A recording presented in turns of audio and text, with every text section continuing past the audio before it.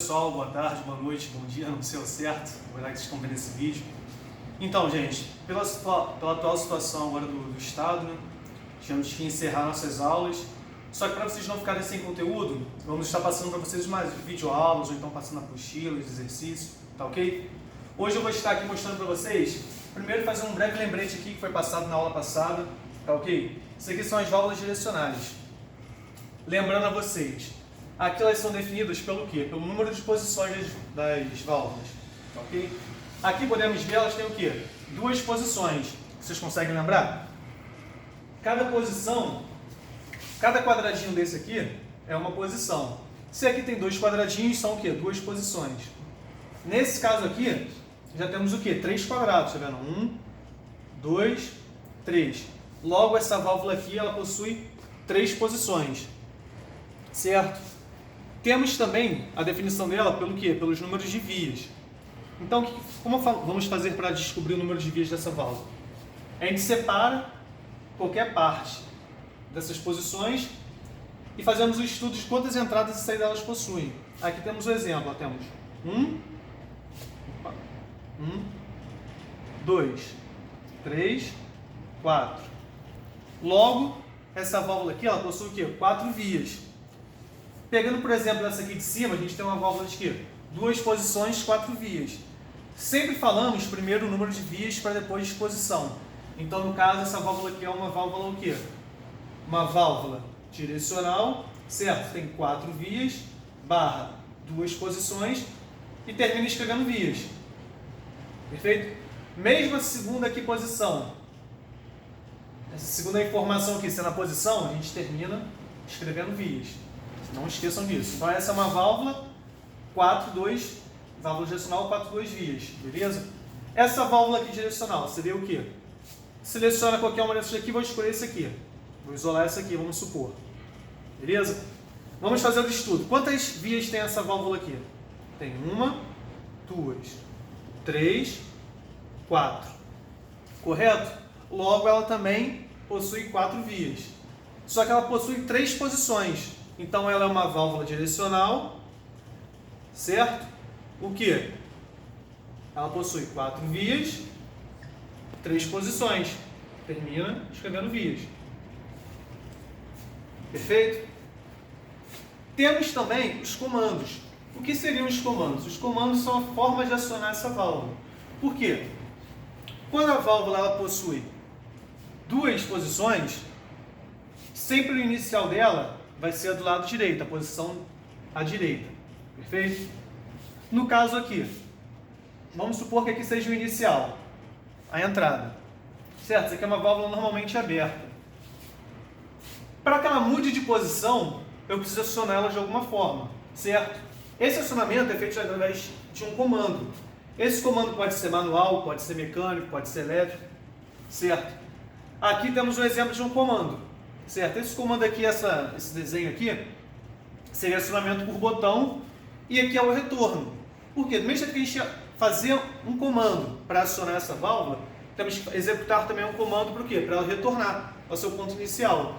Aqui, no caso, por ser um retorno por mola, a gente não precisa acionar novamente. A gente aperta o botão para ela ir e ela retorna sozinho. Tá ok?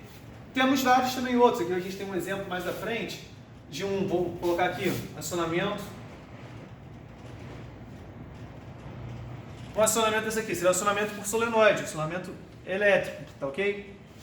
O retorno por mola, que é o mais comum esse retorno por mola, tá ok, gente? Mas também aqui pode ser acionamento mecânico, por solenoide, ou algo parecido. Só que, como eu disse, isso aqui é uma revisão da semana passada, só para vocês se lembrarem, tá ok? Lembrando a posição. Quando a via estiver aberta, a válvula é o quê? Normalmente aberta. Quando temos aqui, que nem esse ponto aqui, ó. Aqui, o inicial dela, certo? Ponto 1 de entrada, está fechado. Tá vendo? Recorda desse Tzinho? Esse Tzinho significa o quê? Que não tem fluxo, está cortado. Logo, essa aqui é uma válvula o quê? Normalmente fechada, porque sua posição inicial é fechada. Tá ok? Tirando essa revisão aqui, entraremos o quê? Na aula de hoje. O que nos interessa hoje. Aqui eu fiz um pequeno desenho de um sistema o quê? De um circuito hidráulico, certo? Temos aqui o pistão, a válvula direcional, aqui é o manômetro. Todo mundo lembra o que é o manômetro? Aquele dispositivo utilizado para quê? Para verificar a pressão do sistema, certo? Temos aqui o manômetro, temos a bomba, temos o motor, temos o filtro. E essas ligações aqui seriam o quê? Seriam os tanques, onde fica armazenado o fluido, tá ok? Então aqui temos o quê? Um acionamento por solenoide, acionamento eletrônico e retorno por mola. O que nos interessa aqui nessa aula de hoje seria o quê? Essa parte aqui, ó. A parte de filtros. Perfeito? Por quê? Todo sistema hidráulico, ele necessita de um filtro. Porque todos os fluidos, os óleos que utilizamos, eles já possuem algumas partículas, já possuem contaminantes, certo? Porém, a gente precisa saber até quanto o nosso sistema suporta, por isso utilizamos esse fluido. E não pensem vocês que só porque a aula é online, vocês não vão copiar nada, certo? Para não perder o costume, vamos pegar o caderno aí agora rapidinho e anotar a informação, certo? Lembrando que toda informação passada pode e será utilizada em prova, então é bom vocês anotarem isso aí, tá beleza? Só os termos técnicos aqui para vocês entenderem o que é um filtro, beleza? Para que ele serve? Qual a função de um filtro? Aí anotem aí. A função do filtro é reduzir o nível de impurezas no sistema. Perfeito? A função do filtro é reduzir o número de impurezas no sistema, deixando o óleo dentro de um valor aceitável, protegendo os outros elementos de um desgaste prematuro e assegurando o bom funcionamento do circuito. Tá ok? Se eu tiver ditado rápido, vocês podem parar o vídeo, tá ok? Essa é a vantagem de uma aula à distância. Mas essa é a descrição, a funcionalidade de um filtro. Perfeito? Como eu havia dito para vocês, todo óleo ele possui um contaminante, certo? E essa contaminação também, ela pode aumentar por fatores externos, beleza? E internos. Os fatores externos, as fontes externas disso, seriam o quê? Às vezes possuímos um fluido, um óleo que está armazenado muito tempo dentro de um tanque. E isso faz com que ali ele comece a reter a umidade do ar e condensar essa umidade, certo? Isso faz com que o óleo ele comece a criar aquelas partículas que podem danificar o seu sistema, certo? Isso é uma fonte o quê? Uma fonte externa de contaminação. As fontes internas de contaminação, anotem aí, gente, existem duas fontes de contaminação, interna e externa, beleza? Não vamos esquecer disso. A primeira que eu falei foi qual? A externa, que é feita pelo quê? Quando o óleo está muito tempo parado dentro do tanque, ou então ele fica armazenado, não necessariamente parado, às vezes ele está sem ser trocado por muito tempo rodando naquele sistema, por aquelas oscilações de temperatura, certo? Porque quando o sistema está trabalhando, a temperatura do óleo tende a aumentar, ele começa a fazer o quê? Condensar o ar, certo? Porque até aqui nesse momento agora existe a umidade. Então ele começa a condensar esse ar para dentro do óleo e acaba criando partículas que podem prejudicar o sistema. Essas são o quê? As contaminações externas. Temos também as contaminações internas. O que seria essa contaminação interna? Conforme o óleo está circulando dentro do circuito hidráulico, certo? Ele por possuir partículas, ele começa a criar atrito com algumas partes do sistema. Então esse sistema metálico, ele começa a soltar alguns fragmentos. Por minúsculos que sejam, com o passar do tempo, conforme vai passando, ele vai desprendendo cada vez mais e isso acaba virando abrasivo, certo? Então pode danificar seu sistema. Se você não tiver um filtro que identifique isso ou que filtre isso, você pode danificar seu sistema, pode até quebrar. Vamos supor uma bomba de palheta, certo? Ela está ali trabalhando, você começa a ter esse atrito ali constante nela, fazer essa corrosão nela. Daqui a pouco aquelas palhetas podem quebrar, tá ok? Então é bom, essa é a importância do filtro. Isso é o que? Um componente, uma fonte interna. Por quê? É dentro do sistema mesmo que ele começa a contrair essas partículas, certo? Através do desgaste e pode acabar danificando sua máquina.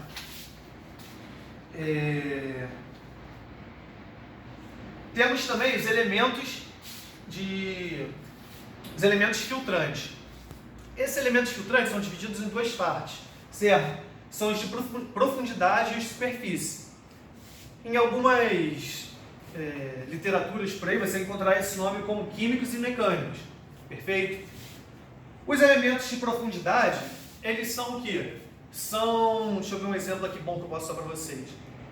Não sei se vocês possuem carro, ou então até isolamento acústico mesmo. A gente vê aquela fibra de vidro, que é tipo uma lã, certo? Aquilo ali ele filtra. Existe aquele também semelhante àquele para fluidos. É como se fosse o quê? É como se fosse uma malha mesmo, certo? Tem várias camadas e conforme o líquido passa por ali, nessas camadas, ele começa a ser filtrado, certo? São várias camadas mesmo. Através disso ele vai sendo filtrado.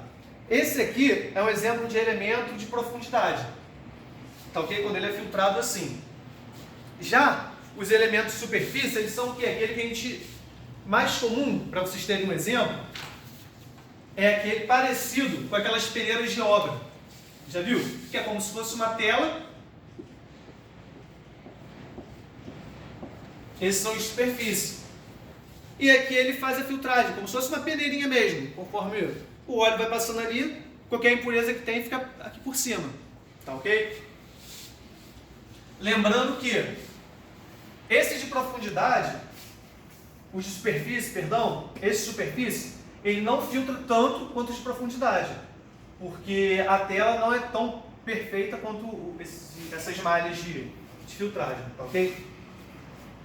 Aqui eu dei um exemplo para vocês, porque além dessas formas de filtro, esses elementos de filtragem, temos também a posição em que colocaremos ele no sistema. Por quê? A posição que o filtro é empregado afeta todo o sistema, certo? Por isso é muito importante você saber fazer o estudo, saber qual é o filtro ideal para cada parte do sistema. Aí vocês me perguntam, mas por que você não coloca o filtro logo no sistema todo então? Porque um filtro, quando a gente trabalha para uso doméstico, o filtro não é algo tão caro. Mas dentro de uma indústria, aquelas máquinas gigantes, para você pegar um filtro, é algo bem caro. Então, para você colocar ele em pontos que às vezes não é necessário, não vale a pena. Gera um custo que não é interessante para a empresa. Tá ok? Então, a gente precisa fazer um estudo de casos para ver onde utilizar, como utilizar esses filtros. Perfeito? Esse primeiro aqui que a gente utilizou é o filtro de sucção interna. Perfeito? É o desse caso aqui, ó. Esse aqui é um filtro de sucção interna. Geralmente ele é o mais comum, é o mais utilizado. Perfeito? Ele é ligado onde? Entre o tanque e a bomba. Perfeito? Ele faz essa filtragem aqui. Essa letra aqui é uma letra grega, microns. Perfeito? Ela demonstra a unidade de microns. Então esse filtro aqui ele tem a capacidade de filtrar entre 3 e 238 microns. Perfeito? Ele é um dos mais usados porque, por ele ser mais barato também, né? A filtragem dele também não é tão boa, porque aqui a gente vê, ele vai até 238 microns. Perfeito? E ele é sempre utilizado aqui. Lembrando a vocês, esse aqui é o filtro de sucção interna. Perfeito? Mais à frente aqui a gente tem outro caso. Esse filtro aqui, ele é utilizado aonde? Entre as válvulas, entre os componentes do sistema, e o quê? E a bomba. Perfeito? Ele já sobe uma linha. É como se nesse desenho aqui, o filtro entrasse aqui, ó. Perfeito? Esse ali é o filtro de pressão. O índice de filtragem dele já é esse aqui, ó. Tá vendo? De 3 a 40 microns. Correto? Então a gente já percebe que ele é bem melhor do que esse aqui embaixo. Ok? E lembrando, ele é sempre entre o quê? Entre os componentes, os elementos, no caso aqui uma válvula direcional, e a bomba. Perfeito? E por último, temos o filtro aqui, ó, filtro de linha de retorno. Esse filtro de linha de retorno aqui, ele é colocado sempre onde? Na linha de retorno. Vamos supor que aqui seja a nossa válvula direcional. Aqui o fluido está retornando para onde? Para o tanque. Perfeito? E ele faz essa filtragem aqui. Certo? ele consegue fazer isso aqui, ó, de 5 a 40 microns, perfeito? Ele, no caso, esse sistema aqui, ele entraria nessa parte aqui, perfeito? Ele é sempre isso, na linha de retorno. Então, que ele faz a ligação entre o tanque e aqui as válvulas direcionadas à linha de retorno, perfeito? Como vocês puderam perceber, ele tem um dispositivozinho aqui, certo? Daqui a pouco nós vamos falar sobre esse elementozinho. Uma coisa que eu queria deixar bem claro para vocês é o que? Tanto esse filtro de pressão, perfeito? Quanto esse filtro de retorno de linha aqui, eles têm um diferencial. Qual seria esse diferencial? Eles podem ser um filtro duplex. O que seria esse filtro duplex, gente? O fluido, quando ele começa a ter muitos contaminantes, certo? A pressão dentro do filtro começa a aumentar. Por quê? Vamos imaginar aqui, gente. Temos um filtro. Imagina isso aqui seja uma forma cilíndrica, certo? Temos ele é todo teladinho aqui por dentro, vamos supor, né?